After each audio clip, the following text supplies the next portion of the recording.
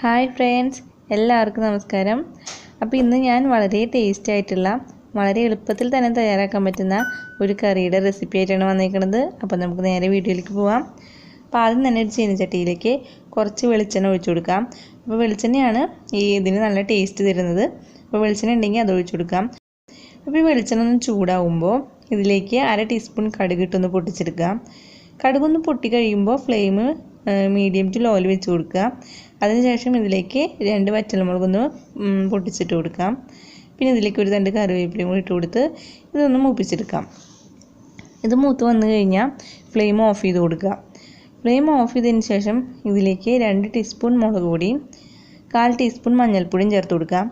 അപ്പോൾ നമ്മൾ flame on ആക്കിയിട്ട് തന്നെയാണ് ഇതിടണമെന്നുണ്ടെങ്കിൽ ഇത് പെട്ടെന്ന് തന്നെ കരിഞ്ഞു പോകും. അതുകൊണ്ട് ഫ്ലെയിം ഓഫ് ആക്കിയതിന് ശേഷം മുളക് പൊടി മഞ്ഞൾപ്പൊടി ഇട്ടിട്ട് ഇതൊന്ന് മൂപ്പിച്ചെടുക്കുക.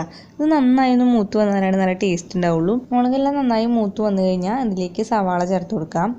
സവാള ചേർത്ത് കൊടുത്തു കഴിഞ്ഞാൽ നമുക്ക് ഫ്ലെയിം ഓൺ ആക്കി വെക്കാം. എന്നിട്ട് മീഡിയത്തിൽ വെച്ച് കൊടുക്കാം. അപ്പോൾ ഞാനിവിടെ 2 ചെറിയ സവാള നന്നായി കനം കുറഞ്ഞ് അരിഞ്ഞെടുത്തതാണ്. ഇപ്പോൾ ഒരു വലിയ സവാള ആണെങ്കിൽ ഒരെണ്ണമൊക്കെ മതിയാവും. അപ്പോൾ ഈ സവാള നമുക്കിതിലിട്ടിട്ട് നന്നായി ഒന്ന് വഴറ്റി കൊടുക്കാം. അപ്പോൾ കനം കുറഞ്ഞ് അരിയാണെങ്കിൽ നമുക്ക് പെട്ടെന്ന് തന്നെ ഇത് വഴറ്റിയെടുക്കാനായിട്ട് പറ്റും. അപ്പോൾ ഒരു മീഡിയം ടു ലോ ഫ്ലെയിം വെച്ചിട്ട് മാത്രം ഇത് നന്നായി ഒന്ന് വഴറ്റിയെടുക്കുക. പിന്നെ ഇതിലേക്ക് ആവശ്യത്തിന് ഉപ്പും കൂടി ചേർത്ത് കൊടുക്കാം. അതിനുശേഷം നമുക്ക് നന്നായി ഒന്ന് വഴറ്റിയെടുക്കാം. സവാള ഇതേപോലെ വാടുന്ന വരയ്ക്കും നമ്മളിത് നന്നായി വഴറ്റി കൊടുത്തിട്ടുണ്ടാവണം. അപ്പോഴാണ് ഇതേപോലെ നന്നായി വാടി വന്നാലാണ് കഴിക്കാനായിട്ട് നല്ല ടേസ്റ്റ് ഉണ്ടാവുള്ളൂ.